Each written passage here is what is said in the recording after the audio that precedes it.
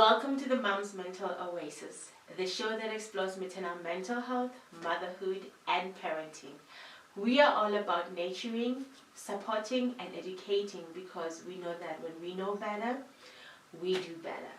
I am your host, Makoti Ngobeni, and it is always a pleasure to have you back with me again. If you are new to the channel, I welcome you open-heartedly. And for the old ones, thank you so much for keeping me here. So today's episode is an inspiration behind one of my favorite podcasts that I listen to, and the podcast is called The Black Mother Wound. And the episode that really triggered an interest as well as had me do a lot of work last year is called The Curse of the Obedient Little Black Girl. So it's kind of clear what today's topic is about. It's obedience. So I'm tackling the word obedience because I have a baby girl who's very strong-willed, and at times, I won't lie, it's very hard to do gentle parenting, but I want to aim at that. My little girl, I'm noticing that there's certain things about obedience I feel like I don't want to be passing on to her. And I know most of us as parents, we're taking everything that we've learned from our childhood and we're using it to guide us in this journey that we're having with our kids. So that's why I wanted to tackle obedience. I wanted to talk about the balance we have to find and where do we stand? Where is that limit when it comes to obedience? And I want to tackle a little bit about discipline. So, I grew up in my grandmother's house. My parents were staying, I think they were still, in that phase of their lives, trying to figure it out in life. So we were staying most of the time at my grandmother's house. And I was a child who was very understanding, very quiet. And I felt like in the beginning I wasn't so. I was very into things, I attended classes for modeling, I attended classes for dancing, I was very creative, but because we were in my grandmother's home, who was a Christian, by the way, I was very limited to what I would be doing and how I would go out. And I think that's where my obedience really was arising from. I didn't want to do anything that would hinder or cause a bit of confusion at the house or even unsettle my grandmother because of the situations that we were going through. But unfortunately, in doing so, I lost a lot of myself in there, and then I became the version that she would approve of. And I felt like as I grew older, she'll definitely approve of the woman I am today, but some things she'll be like, why are you doing that? And I think once you get to that point, you're finding yourself. I know a lot of us grew up in families where being beaten was a thing. You knew the stick. But we also come from families where obedience was an important character that they will enforce into you, because unfortunately with black parents, you don't get to grow up. You are still a child in their eyes. Even when you're this age, you're still a child, because authoritative parenting is their style, and with it comes obedience. If I say do this, this is how you're gonna do it, and you never question it. So what Jennifer Anders was pointing out for me in understanding why certain things I react the way I react is that for so long I've always done something to make my grams happy, or my parents as well. And I guess it's one of the things that adds to people pleasing, and one of the things I am most definitely not taking to my child. Because of that, because of you always doing what you were told, you end up not actually learning who you are. Not even more than that, you don't get to figure out what you enjoy. And when you have kids, you start realizing that you don't want your kids to be those people that just passes through your life. You want them to be present. You want them to enjoy everything about life. And when I look back, because of my obedience and my nature of never ruffling feathers, I didn't get the opportunity to figure out what is it that I do enjoy, what is it that I like doing. And this gets back to my thing of when I was trying new things every year. It was sort of me healing my inner child and telling her that it's okay to want to try out new things, and it's okay to figure out whether you like something or you don't. And if you do like it, it's okay to nurture it, and if you don't, you most definitely are allowed to move on from it. And I feel like when you've come from a family of being strict and minimizing that, you don't get that opportunity. You don't get the opportunity to figure out for yourself what is best for you and what is bad for you. And now, as parents, we are starting to see that, and maybe now things are not as simple as back then, but me having to see that, I'm sitting down and I'm realizing, okay, I definitely would like to change that. And I have. And a lot of people don't support this. I'm sorry for laughing, but I just find it so hilarious how, when you do something very different from the norm, everybody just wants to have an opinion about it. So, now, Jennifer Anderson she actually gave me an activity to do. Well, she gave everybody who's listening to the podcast to do. And I've been doing that a lot. I've been curious about things. I've been trying new things without having the vision of the end, because the problem is wanting to see what the result will be.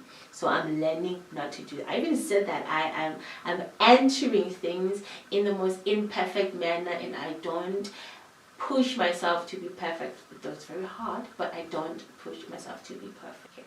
Now, how does the discipline and obedience fall into place, and how does it now relate to me as a mom towards my daughter?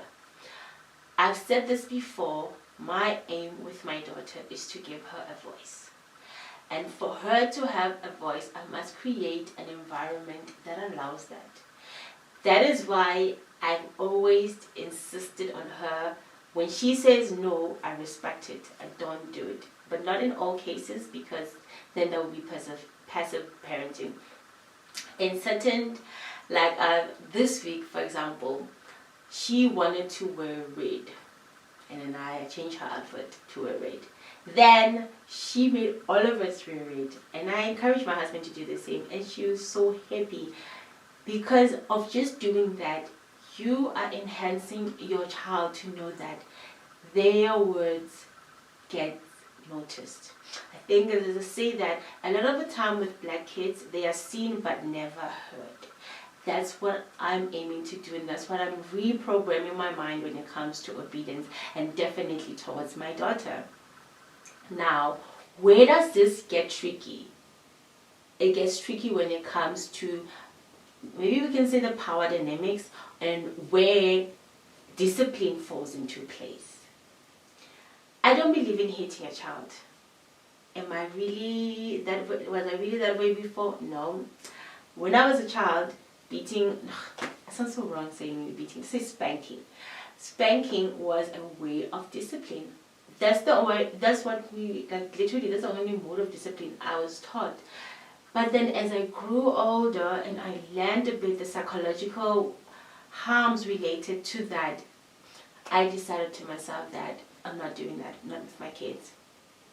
And not a lot of people are in support of this. And not a lot of people even understand. The support part is fine, but the understanding is where they lose me. And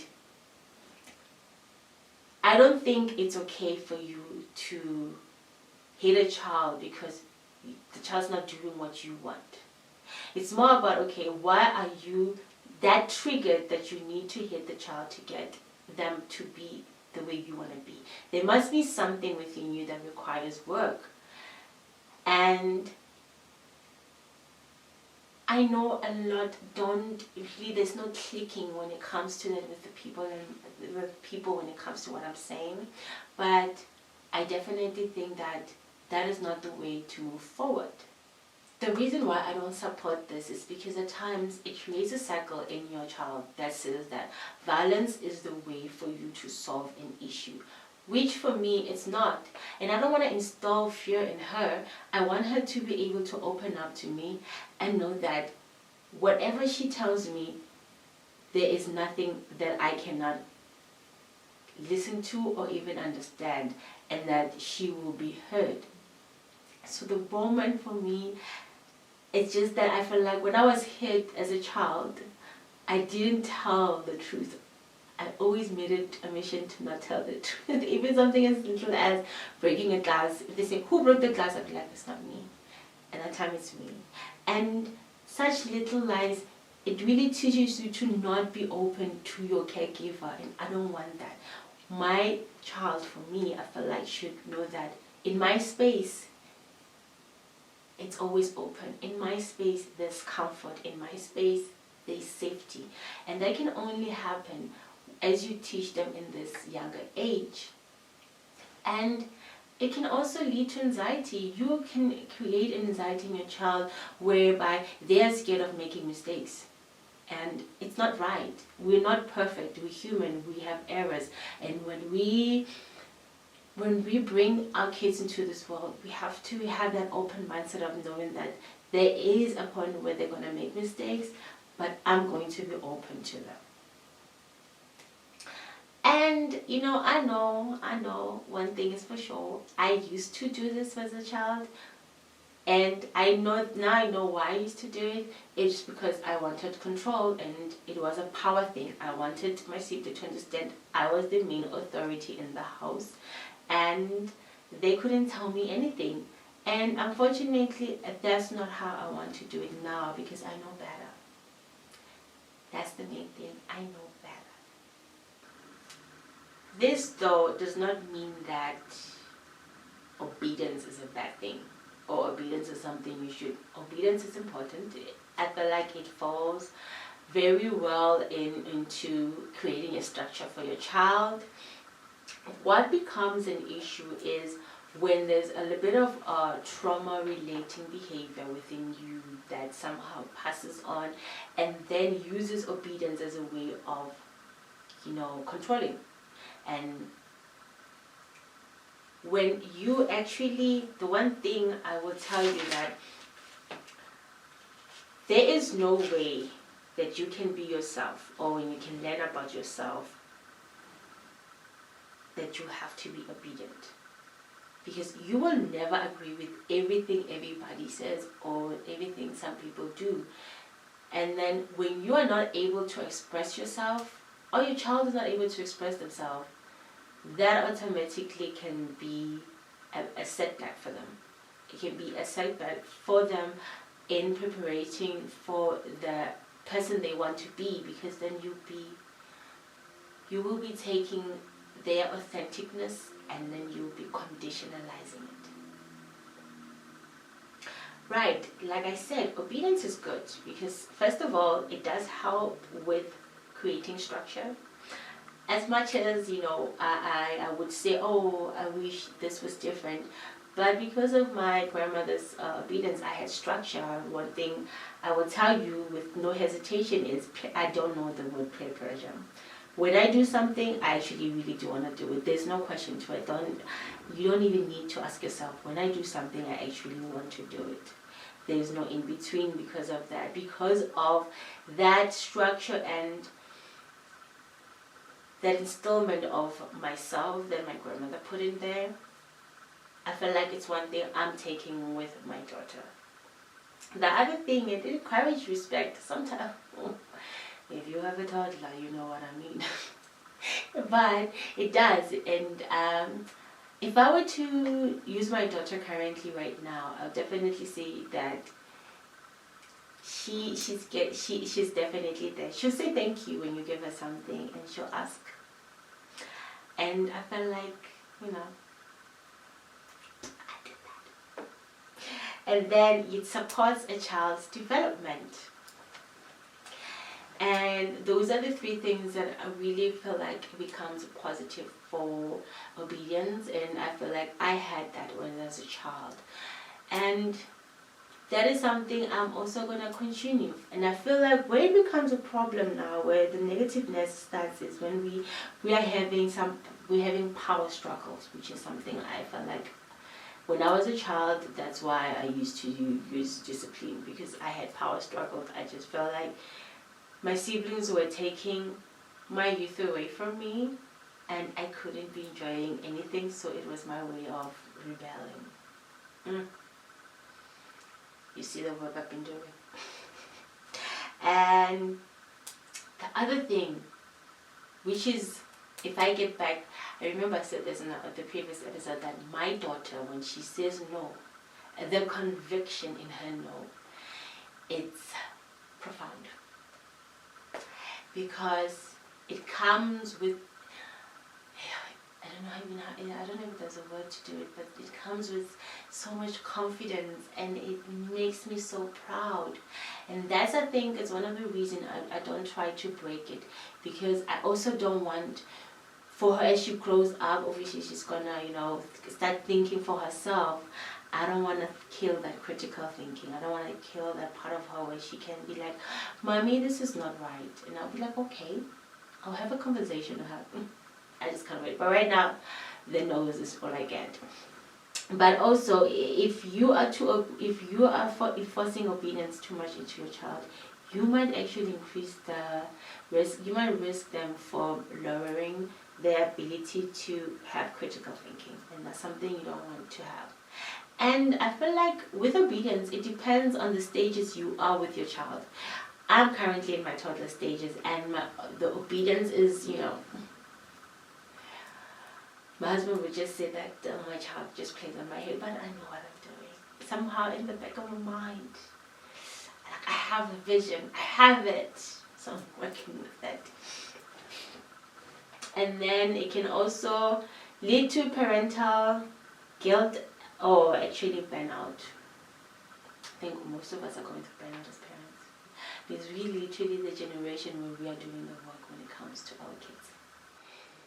So one of the things that we definitely would have to agree on is, what is that balance between obedience and independence when it comes to our kids? Well, if you're having a teen, I definitely feel like that is the stage where independence is very strong, and your job is to lead them, is to encourage them more than it is to control. When you have a toddler, let's just take a minute of silence for ourselves. Wow. Is there even a word to express how we are dealing with these toddlers? Because they are the most people. I feel like if you haven't worked on yourself, your toddler is going to show it. They're going to show it. Like, they're going to expose you. They're going to expose you in how you've been handling yourself, handling your triggers. They really, there are times when my toddler just loses it. I just call my husband, like, come get your dot. I'm like, let's get your dot. And I rather he steps in than me do something that at the end I'm going to not be happy with. But I guess in some sort of way, there's three things we could do for ourselves and our kids is be encouraging. Be encouraging and understanding. And that can only happen when you know yourself, when you understand. I've been really trying to teach myself. Now, before, actually, to be honest with you, whenever my daughter had a tantrum, I would react so badly towards it. But now, I just leave her. I wait for her to go through, and then after her long, I just stand there and wait, and I'll just be busy with whatever. Then when her cry stops going down, I'll be like, are you done? And then she'll be like, and go up again. I'll be like, okay, you're not done. And I'll wait. And then when she's really done, and she'll be like, and then we proceed. I have taught myself to let her be. Let her feel. And the other thing also, when it comes to, which I have taught myself, is that if I say no, I've prepared my mind that if I say no to her, she's gonna react. And it depends on how I'm feeling that day, unfortunately. If I had a long day, oh Lord, I just give her. As long as she's okay, I give her. Because that is just the way it is. If you are doing something magical with your toddler, bless me with your words in the comments. And then, I think explain the reason behind the rules.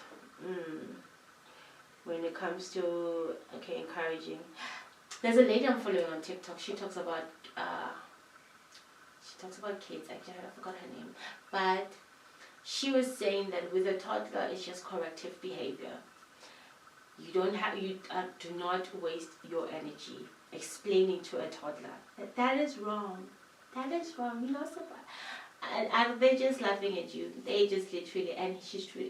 That's alright. My baby just laughs. So what I do is, if she does something around fun that is wrong, I take her away from there and I put her on the side and I remove that fun from her, and she'll cry, but she'll know that every time she does something like that, it's a no. Corrective behavior. Someone's probably going to spank that baby. And then allow choices when possible. This one, actually, to be frank with you, is one of the reasons I feel like my daughter is so outspoken. I tend to, I let her have choices. If she wants something, I'll be like, what would you like? Would you like this? Would you like that? And then she'll be like, I want this. And that itself is actually growing a voice within her. Allow your kids to have choices. And choices that are within your limits. Then the last one is model respectful authority. I guess, in other words, this one should be saying, kids do what you do. They don't take your words, they take your actions. So how are you going to be demanding obedience or demanding respect when you yourself don't show it? When you yourself do not express it to people? If your child greets, it's because you're greeting people. If your child says thank you, it's because you're saying thank you when you're taking something from them or when you're giving them something. But if you're not channeling those things, how do you expect your own child to do so? I just think it's just a general thing. I know we've been raised in homes where we think that if we can get a child to be obedient, we can protect them. But we mustn't be that generation of parents. We must be the generation of parents that encourage creativeness, that encourage curiosity, that encourages our kids to not be scared of making mistakes, to know that they can make them, and from making them, they can learn and be better. We have to be the parents that do not raise kids in fear. I always say, you don't want your kids to be scared of you.